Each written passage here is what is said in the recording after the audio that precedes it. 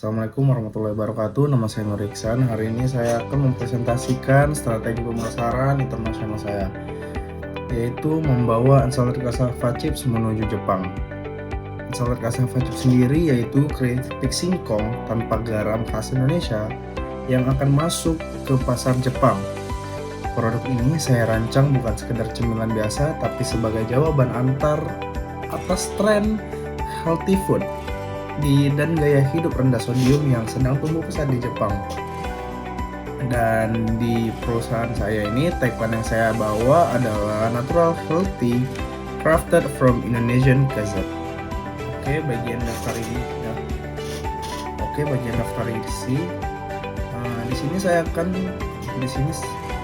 Bagian daftar isi di sini terbagi menjadi 6 bab, dimulai dari keputusan produk dan merek, lalu strategi harga internasional, yang ketiga ada saluran distribusi dan distribusi fisik, yang keempat ada komunikasi pemasaran global, dan yang kelima strategi digital, dan ditutup dengan peta keunggulan kompetitif.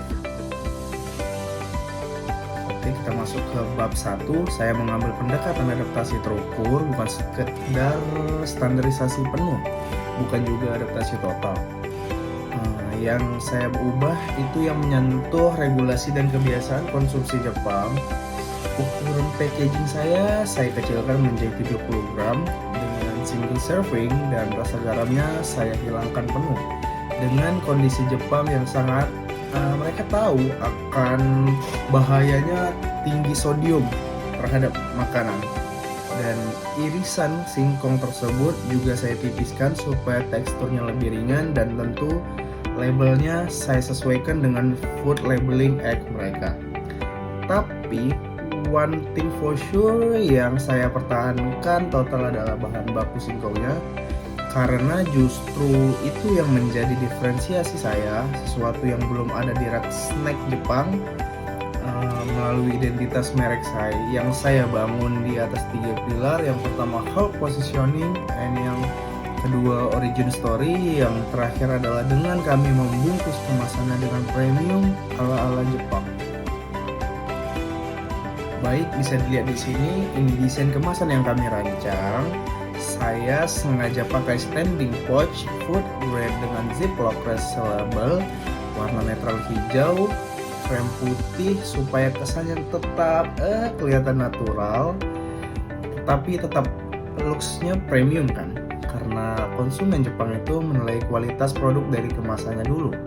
Sebelum mereka sempat mencicipi isinya, di bagian depan saya tonjolkan klaim-klaim kepercayaan seperti adanya tulisan low sodium, no added salt, and natural ingredients, gluten free.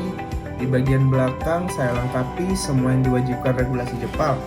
Ada nutrition facts, komposisi, tanggal kadaluarsa, barcode, QR code, sampai identitas importir resminya.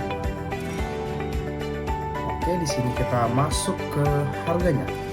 Untuk harga saya tidak mau langsung pasang harga tinggi karena produk saya masih asing di mata masyarakat Jepang. Jadi saya bagi 2 fase. Tahun pertama dan kedua saya pakai penetration pricing di angka 520 yen per kemasan. Ini fungsinya tiket masuk untuk menurunkan hambatan psikologis mencoba produk baru.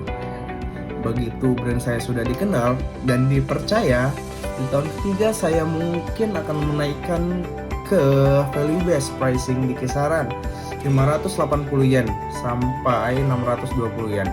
Karena di titik itu konsumen mungkin sudah merasakan adanya Unsalted Cassava Chips ini.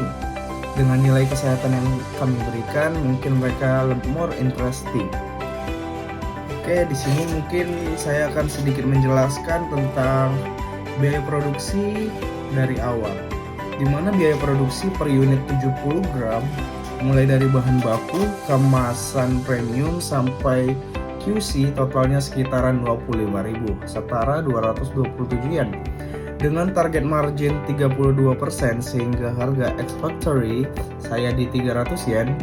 Nah, dari 300 yen ini sampai ke rak retail itu mungkin bisa jadi di 520 yen. Itu naik hampir 73% karena ada lapisan freight, pajak konsumsi Jepang 10%, asuransi CIF, sampai margin distributor dan retailer. Pilih skema CIF supaya saya sebagai eksportir yang menanggung freight dan asuransi sampai pelabuhan Jepang. Ini menurunkan risiko calon mitra importir saya di tahap awal yang masih penuh tidak pasti. Untuk masuk ke Jepang, saya memilih jalur indirect export lewat importir dan distributor lokal, bukan membangun jaringan sendiri lagi. Alasannya sederhana. Regulasi pangan Jepang itu sangat rinci lewat Food Sanitation Act, jadi saya butuh mitra yang sudah paham betul prosedurnya. Alurnya dari produsen di Indonesia ke eksportir yang ada di Jepang, importir atau distributor Jepang, wholesaler, sampai ke retailer dan marketplace seperti Amazon Jepang dan Rakuten baru ke konsumen akhir. Saya sadar ini artinya margin saya terbagi ke beberapa perantara, tapi saya anggap itu harga yang wajar untuk mempercepat time to market agar Unsalted Cassava Chips ini mungkin membantu agar lebih cepat dikenal orang. Secara fisik produk saya kirim pakai sea freight dari Batam ke Osaka atau Tokyo sekitar 10-14 hari pelayaran. Karena produk ini tidak butuh cold chain, saya cukup lindungi dengan masker karton tahan lembab supaya kerenyahan tetap terjaga. Sesampainya di Jepang, produk disimpan di gudang pihak ketiga milik distributor, jadi saya belum perlu investasi aset tetap di sana. Saya juga menerapkan sistem FIFO supaya stok yang lebih dulu datang, lebih dulu didistribusikan. Ini pentingnya karena cemilan ini sensitif terhadap waktu disimpan. Mungkin untuk agar terjaga dengan expirednya. Dengan itu, siap yang mana yang datang duluan itu yang mungkin dijual dulu. Mungkin dari sini. Karena produk saya benar-benar baru di Jepang, saya bangun ekosistem digital dari nol.